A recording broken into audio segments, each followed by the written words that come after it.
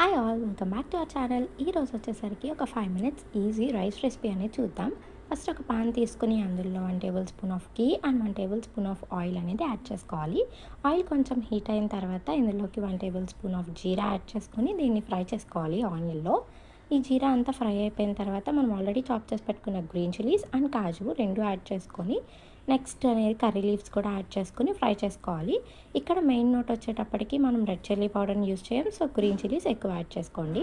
Next గార్లిక్ని chop చేసుకొని వాటిని అలాగే మీరు కట్ చేసి పెట్టుకున్న వెజీస్ లైక్ క్యారెట్, క్యాప్సికమ్ అనేది ఇక్కడ ప్రిఫర్ చేసాం. మీరు ఇంకేమైనా కూడా యాడ్ చేసుకోవచ్చు.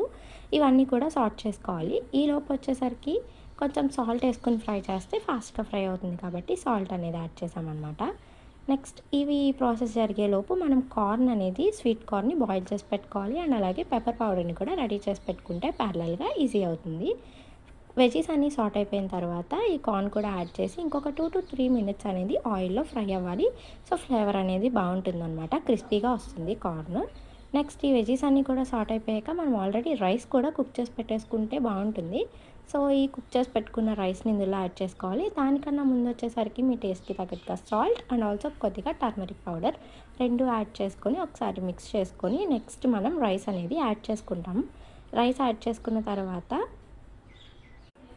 ఇలా రైస్ అనేది యాడ్ చేసుకున్న తర్వాత ఫస్ట్ ఒకసారి మొత్తం అంతా కూడా మిక్స్ చేసుకోవాలి. నెక్స్ట్ మనం ఆల్రెడీ పెప్పర్ పౌడర్ అనేది రెడీ చేసి పెట్టుకున్నాం కాబట్టి ఆ పెప్పర్ పౌడర్ని పైన స్ప్రింకిల్ చేసుకొని ఇంకొకసారి మిక్స్ చేసుకోవాలి. సో దట్ సాల్ట్ పెప్పర్ ఏమన్నా అన్ఈవెన్గా ఉండిపోతే లంప్స్లా అవన్నీ కూడా క్యూర్ అవి టేస్ట్ అనేది బాగా వస్తుంది.